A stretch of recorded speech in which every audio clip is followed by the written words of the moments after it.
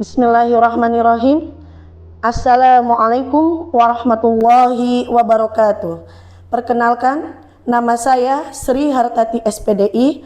Saya adalah mahasiswa dalam jabatan transformasi batch 3 tahun 2025 dengan nomor induk mahasiswa 2703 0254 067 di LPTK UIN Salatiga. Berikut ini adalah video pembelajaran saya. Terima kasih dan selamat menyaksikan. Wassalamualaikum warahmatullahi wabarakatuh.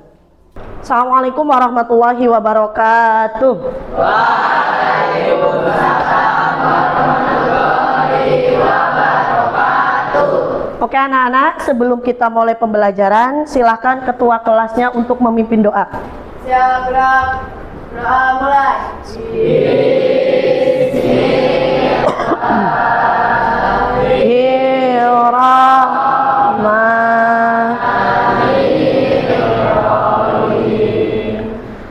Ibu akan cek kehadiran kalian ya. Abdul Arif Septian, Adia Prasetya, Ahmad Ramdhani, Ainur Latifah, Alia Dwi Pamela, Zidan Kiram. Oke, yang hari ini izin, mudah-mudahan besok bisa berjumpa lagi di pelajaran PAI ya. Oke, kita mulai ice breaking. Nanti ikuti gerakannya dan ucapannya ya tentang kalimat thayyibah. Assalamualaikum teman-teman. Yuk kita sama-sama menyanyi lagu tentang kalimat thayyibah.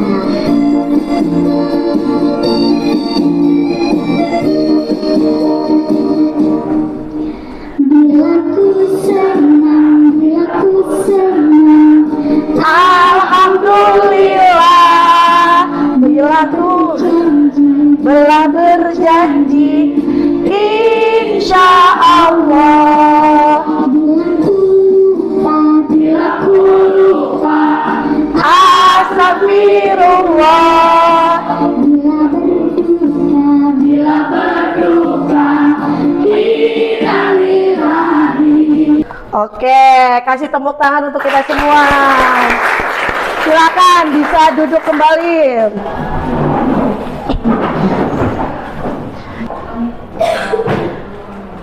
Oke, kita akan melanjutkan pelajaran. Tapi sebelum pelajaran, Ibu akan menanyakan biasanya kita menerapkan kebiasaan 7 kebiasaan anak Indonesia hebat. Siapa yang tadi pagi bangunnya cepat? Oke, alhamdulillah. Alhamdulillah kalian semua sudah menerapkan 7 kebiasaan anak Indonesia hebat. Minggu kemarin kita sudah membahas materi tentang apa? Toleransi. Ada yang masih ingat toleransi itu apa? Oke, Abdul, apa Dul toleransi itu? Toleransi itu menerima dan menghargai perbedaan. Oke, bagus. Untuk pertemuan kali ini kita akan belajar tentang jual beli dalam Islam. Ya, tentang apa? Jual beli dalam Islam. Tentang jual beli dalam Islam. Ibu akan menyampaikan tujuan pembelajarannya. Yang pertama yaitu menjelaskan pengertian, dasar hukum, rukun, dan syarat jual beli dalam Islam dengan benar.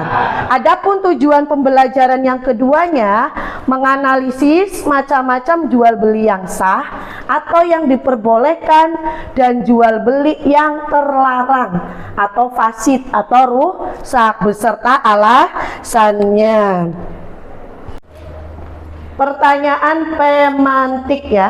Apa perbedaan utama antara jual beli yang kita lakukan sehari-hari dengan jual beli yang diatur dalam Islam? Siapa yang menjawab? Oke, silahkan. Kalau jual beli yang kita lakukan Setiap hari itu cukup adanya kesepakatan harga dan barang yang sah saja. Sedangkan jual beli yang diatur dalam Islam itu adalah jual beli dengan ketentuan wajib memenuhi rukun atau penjual, pembeli, objek jual beli dan ijab qabul, dan syarat yang ketat seperti barang harus suci, bermanfaat dan milik sah penjual. Alhamdulillah, ternyata di antara kalian sudah bisa memahami tentang jual beli dalam kehidupan sehari-hari. Untuk itu, biar lebih memperjelas dan lebih memperdalam materi kita tentang jual beli dalam Islam, silahkan simak materi tentang jual beli dalam video berikut ini ya. Pengertian jual beli adalah kegiatan untuk mendapatkan barang di mana barang tersebut harus ditukar dengan sejumlah uang. Nah, jumlah uangnya harus sesuai dengan harga barang yang disepakati oleh penjual dan pembeli. Terus, bagaimana bisa terjadinya jual beli?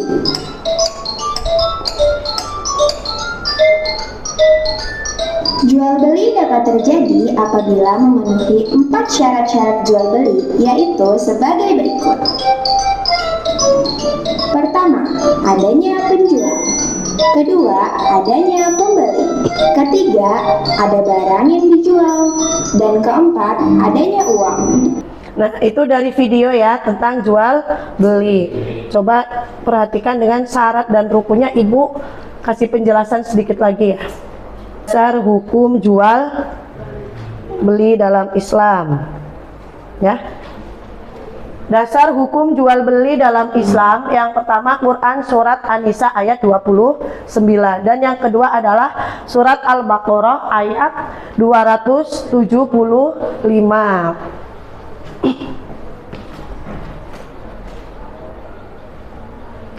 Syarat dan rukun jual belinya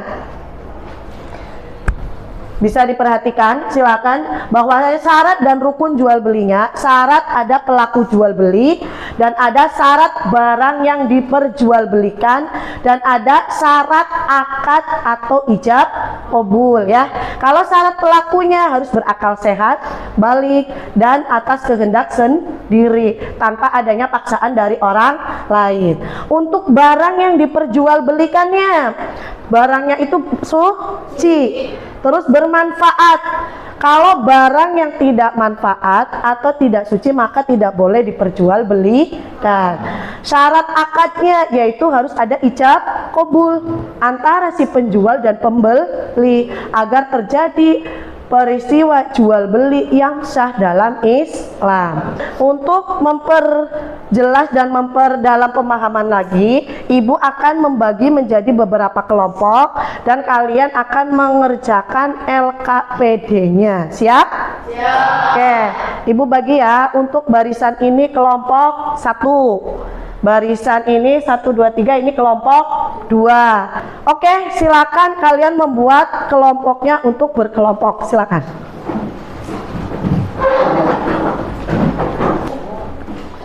Oke, karena sudah membahas materi, Ibu akan membagi LKPD. Petunjuk kerjanya, yang pertama baca materi tentang jual beli yang ada di buku kalian, terus diskusikan jawabannya setiap pertanyaan yang ada di LKPD ini ya, bersama kelompok kalian. Di sini nanti ada 3 kasus, silakan didiskusikan dan dikerjakan. Untuk diskusinya Ibu kasih waktu 20 menit, cukup ya? Cukup. Oke, dimulai dari sekarang Ibu bagikan kelompok LKPD.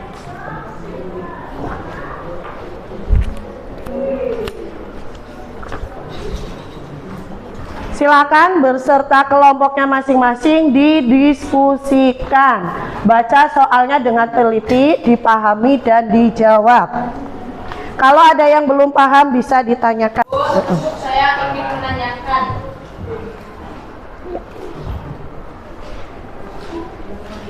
Gimana? Oke, kalian di sini didiskusikan ya. Di sini kan ada kasus transaksi. Rina membeli ponsel bekas, namun penjual menyembunyikan informasi bahwa baterainya sudah rusak parah. Tadlis itu adalah menyembunyikan suatu kebenaran. Jadi silakan, menurut kasus ini kira-kira hukumnya seperti apa? Penjual dan pembelinya, akadnya bagaimana, terus hukum jual belinya sah atau tidak sah? Bisa dipahami? Oke. Iya, sama-sama.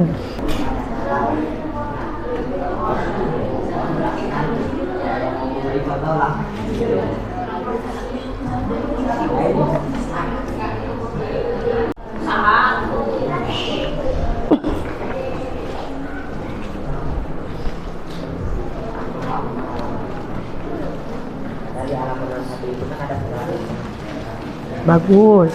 Ya. Waktu diskusi 5 menit lagi ya. Sudah selesai diskusinya?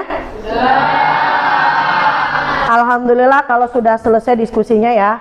Oke, selanjutnya yaitu presentasi perwakilan dari masing-masing kelompok.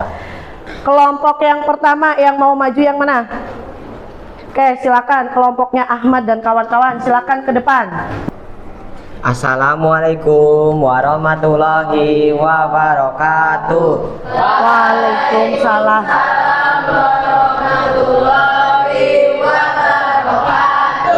Kami dari kelompok 1 akan mempresentasikan hasil diskusi kami. Konsep dasar jual beli yaitu rukun jual beli. Pengertiannya 3 unsur utama agar jual beli sah. Nomor 1 yaitu penjual dan pembeli, aqoh. 2. Barang dan harga. 3. Ijab qabul. Dasar hukum ayat atau hadis yaitu hadis riwayat Bukhari dan Muslim. Sesungguhnya jual beli itu hanya sah jika didasari rasa suka sama suka. Yang kedua, konsep dasar jual beli. Syarat syah jual beli. Syarat sah yang melekat padanya yaitu rukun. 1. Penjual atau pembeli balik berakal atas kehendak sendiri. 2. Barang suci bermanfaat milik sendiri jelas wujudnya. 3. Harga jelas jumlah berupa uang atau barang yang bernilai. Dasar hukumnya yaitu hadis riwayat Muslim. Nabi Muhammad melarang menjual beli dengan cara melempar batu tidak jelas dan jual beli yang mengandung ketidakjelasan. Intinya, jual beli harus jelas tanpa tipuan dan tidak mengandung unsur spekulasi atau ketidakpastian. Mungkin segitu saja presentasi dari kelompok kami.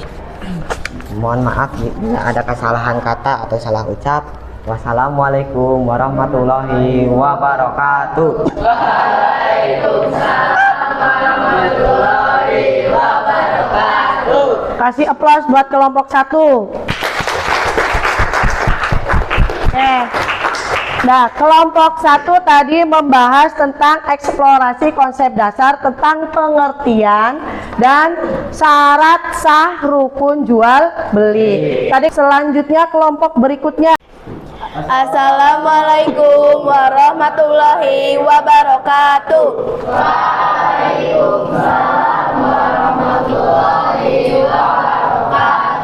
Kami dari kelompok selanjutnya akan mempresentasikan analisis kasus dalam transaksi penjual belian. Kasus pertama, Rina membeli ponsel bekas. Namun, penjual menyembunyikan informasi bahwa baterainya sudah rusak parah, termasuk tadlis. Itu dianggap tidak sah. Alasannya, tidak memenuhi syarat jujur dan amanah. Tadlis sama dengan penipuan. Barang yang dijual harus dijelaskan sifat-sifat secara jujur termasuk cacatnya. Solusi Islami yang dapat dibuatnya, penjual harus menjelaskan kondisi baterai yang rusak. Pembeli memiliki hak khiyar aib atau hak memilih untuk meneruskan atau membatalkan setelah mengetahui cacatnya. Contoh selanjutnya, Andi menjual minuman keras kepada teman di sekolah. Itu dianggap tidak sah. Alasannya, barang yang diperjualbelikan atau minuman keras tidak memenuhi syarat, yaitu harus suci dan bermanfaat atau halal. Solusi Islami yang dapat dibuat adalah Andi harus menjual barang yang halal dan bermanfaat bagi pembeli. Sekian presentasi dari kelompok kami. Wassalamualaikum warahmatullahi wabarakatuh. Waalaikumsalam. Kasih aplaus buat kelompok berikutnya ini.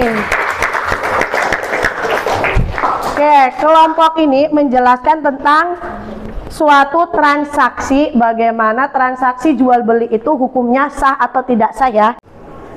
Pembelajaran tentang jual beli telah selesai. Selanjutnya yaitu refleksi pembelajaran. Apakah di antara kalian ada yang ingin menyampaikan selama proses belajar tentang jual beli pada saat ini? Ketika menyampaikan proses pembelajaran jual beli, ada yang mau menyampaikan? Oke, silakan Neng Widya. Setelah belajar materi jual beli ini, saya menjadi mengerti tentang jual beli itu harus memenuhi syarat dan ketentuannya.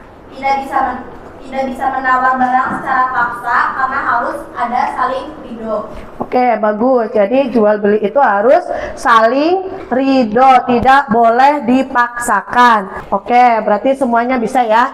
Jadi setelah pembelajaran jual beli itu, masing-masing sudah bisa memahami tentang konsep jual beli yang diperbolehkan dalam Islam. Alhamdulillah, pertemuan pada kesempatan hari ini telah selesai. Mudah-mudahan kita bisa berjumpa kembali di pertemuan berikutnya. Dan jangan lupa ya anak-anak, di modul kalian itu ada evaluasi latihan soal tentang jual beli.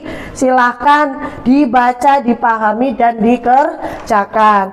Sebelum mengakhiri pembelajaran pada kali ini, marilah kita tutup dengan doa bersama. Silakan ketua kelasnya memimpin doa terlebih dahulu.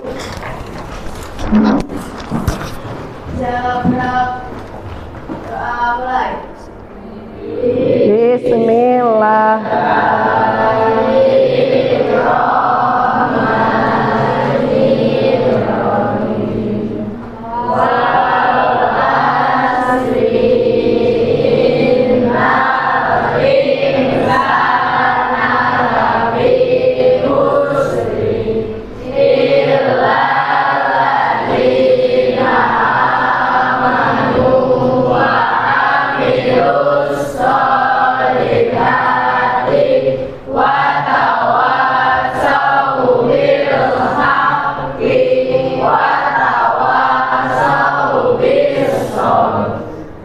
Beri salam.